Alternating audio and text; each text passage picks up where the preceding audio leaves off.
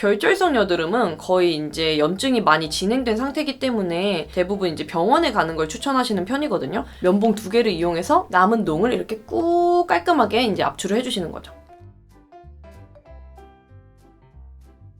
안녕하세요 여러분, 뷰드름 유튜버 인씨입니다. 여러분, 제가 9월 둘째 주에 이제 환절기 맞아가지고 피부가 완전 뒤집어졌었잖아요. 여드름도 폭탄을 맞고. 그래서 제가 그때부터 해가지고 여드름 났던 거를 차근차근 다 찍어놨었어요. 종류별로 어떤 게 났든 다 찍어놨거든요. 왜 그렇게 다 찍어놨냐면 바로 여러분들이 가장 많이 질문을 주셨던 언니 압출 어떻게 해요? 어떤 여드름 압출해요? 좁쌀 여드름은 압출 안 하세요? 이런 질문에 대해서 좀 설명을 드리고 싶어가지고 그래서 제가 하나하나씩 모아놨던 거거든요. 그래서 오늘은 제가 하는 압출 방법에 대해서 다 설명을 드리려고 합니다. 먼저 압출 방법을 설명드리기 전에 제 과거에 대해서 얘기를 먼저 드리고 시작하는 게 맞는 것 같아요. 왜냐면 제가 과거에 정말 안 좋은 행동을 많이 했었는데 그 중에서도 특히 제일 못했었던 게 여드름 압출이거든요. 제가 라이브에서도 정말 많이 말씀을 드렸었는데 저는 압출의 압자도 몰랐고 압출의 출자도 몰랐어요. 그냥 압출은 터트리는 거. 그러니까 그냥 샤워하다가 눈에 보이면 톡 해서 터트리고 톡 하고 그냥 수건을 떡 닦고, 그리고 무엇보다 진짜 흉터 생기는 데에 큰 기여를 했던 게, 이거는 좀 여러분들이 충격을 먹으실 수도 있어요. 근데 저는 저와 같은 안 좋은 행동을 하시는 분이 계실 거라고 생각을 해요. 그래서 그거를 방지하는 차원에서 말씀을 드리자면, 압출을 하려고 하는데 이게 뭔가 여드름이 크고 깊으니까 터트릴 만한 게 필요하잖아요. 그래서 집에 굴러다니는 봉제 바늘 있죠. 봉제 바늘. 그걸로 여드름을 터트렸어요.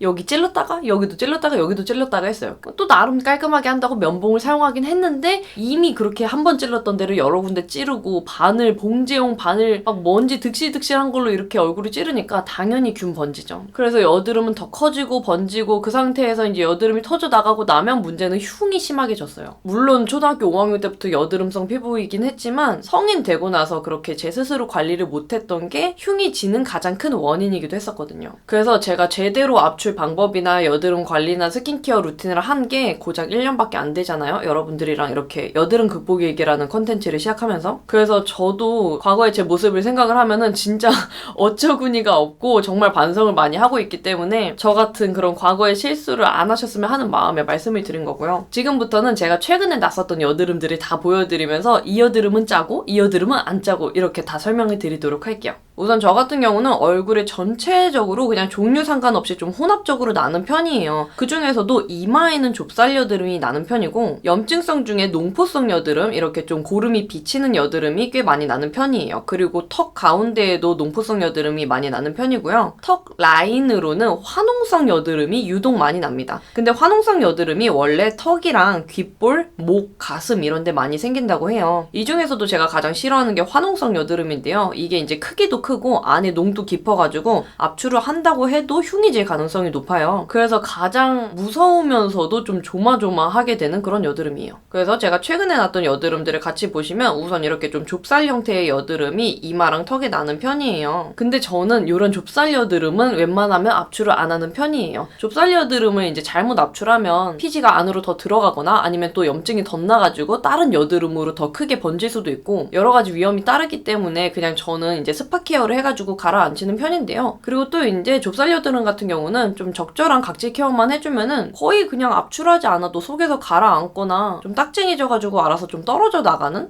그렇게 대부분 겪어가지고 저는 좁쌀 여드름 났다고 그거를 신경 써서 이렇게 이제 압출을 해주거나 이러지는 않습니다. 그리고 보시면 제가 턱이 정말 문제인데요. 턱이랑 귀 라인부터 이제 화농성 여드름이 많이 나요. 화농성 여드름은 제가 이제 20살 초반 때 이제 피부과에서 압출을 잘못 받은 이후로부터 갑자기 염증성 여드름이 화농성 여드름으로 번지면서 그때부터 이제 여드름이 한 번 나면 화농성 여드름으로 나더라고요. 근데 그 부위가 턱 라인이 항상 그렇게 나기 시작했어요. 그래서 예전에 정말 심할 때는 좀 이제 고름이 막 흐를 정도로 심한 낭종성 여드름이 많이 났었는데 최근 들어서는 낭종성 여드름은 뭐 한 달에 한 번 정도 날까 말까 하고 결절성 여드름이나 이제 구진성 여드름 이런 애들이 많이 나는 편이에요. 이거를 자세히 보시면 고름이 비치는 여드름이 있고 안 비치는 여드름이 있어요. 근데 저는 모든 여드름 통틀어서 고름이 안 비치는 여드름은 절대 짜지 않습니다. 왜냐면 이게 구진성 여드름은 이제 초기 단계이기도 하고 여드름균들의 싸움이 끝나지 않은 상태거든요. 이런 상태에서 억지로 압출을 시도하면 염증이 이제 더 커지거나 번질 가능성이 있고, 그리고 무엇보다 흉이 질 가능성이 있고요. 그래서 무조건 화농성 염증 염증성, 좁쌀, 여드름 다 상관없이 꼭 이렇게 고름이 찼을 때, 그리고 뭔가 표면이 굳어가지고 그냥 이거는 진짜 갈 때까지 갔다 싶을 때 그때 이제 압출을 해줍니다. 근데 대부분 그런 상황이 오면은 알아서 이제 표면이 굳어가지고 세수할 때나 아니면 이렇게 스킨케어 할 때 그 표면이 좀 떨어져 나가면서 딱쟁이가 이제 없어지는 경우가 많아요. 그럴 때 보면은 이제 속에 보면 남아있는 농들이 있잖아요. 그런 것들을 이제 깨끗하게 압출을 해가지고 빼는 다음에 마무리해주는 편이에요. 저는 개인적으로 이렇게 했을 때 흉이 가장 안 지고 좀 깔끔하게 균도 안 번지는 느낌이어가지고 최대한 딱 이렇게 시기가 왔을 때 그때만 압출을 해주려고 해요. 근데 진짜 이게 제가 신기했던 게 저는 그냥 이게 어떤 정보를 보고 알아낸 게 아니라 그냥 제가 개인적으로 느꼈을 때 이렇게 해야 가장 덜 번지는 것 같아서 이렇게 항상 했었거든요. 근데 제가 이 영상을 좀 준비하기 전에 전문의 분들이 올리신 영상을 참고를 했어요. 근데 그분들이 다 공통적으로 하시는 말씀이 고름이 이렇게 찼을 때만 꼭 압출을 해야 된다. 고름이 없을 때는 압출하면 안 된다. 이렇게 말씀을 해주시더라고요. 그래서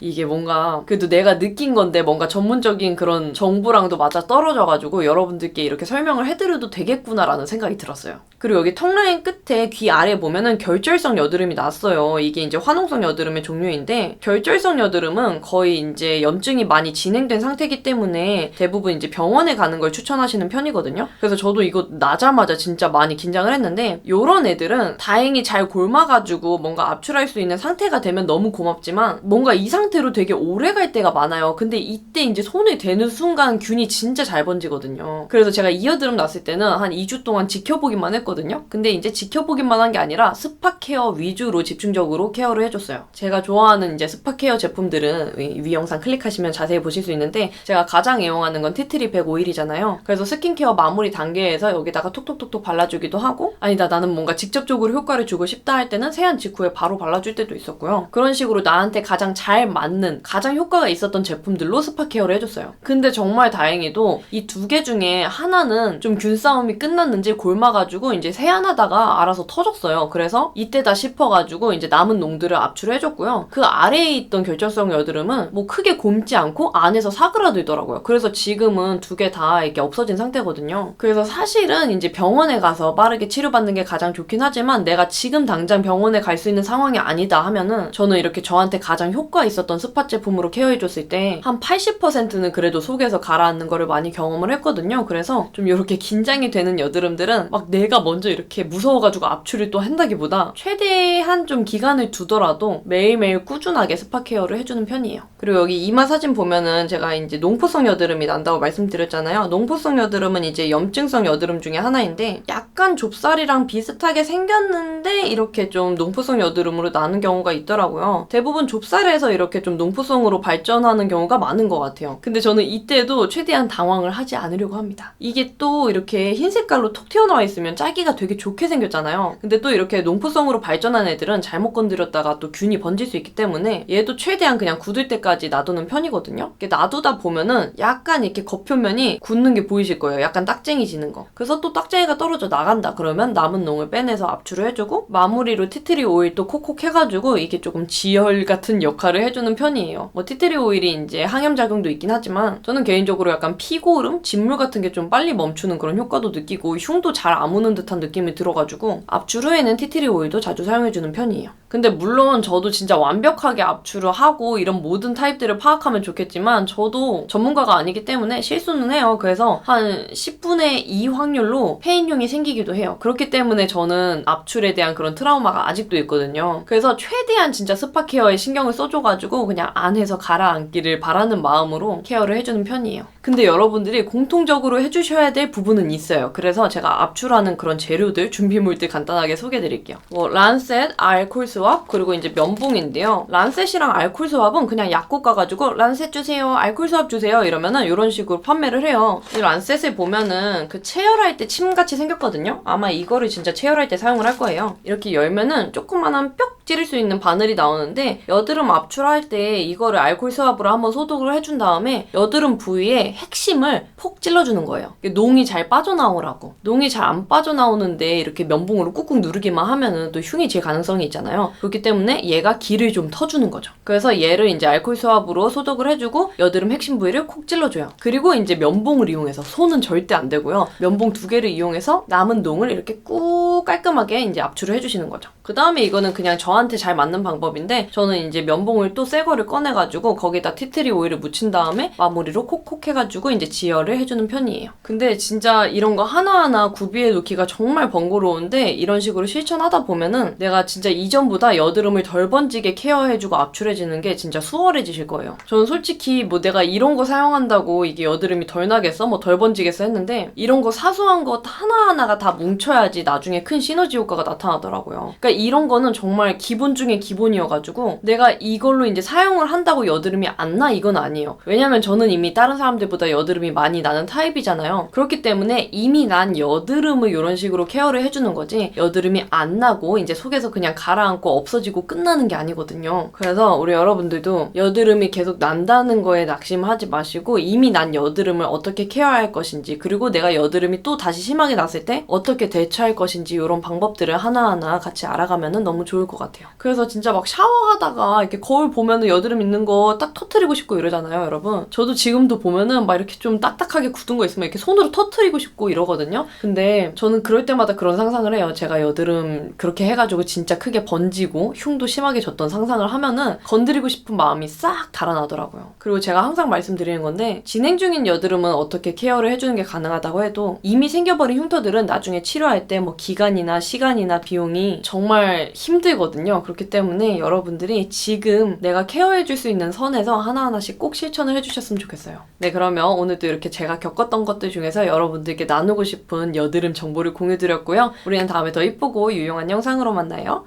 안녕!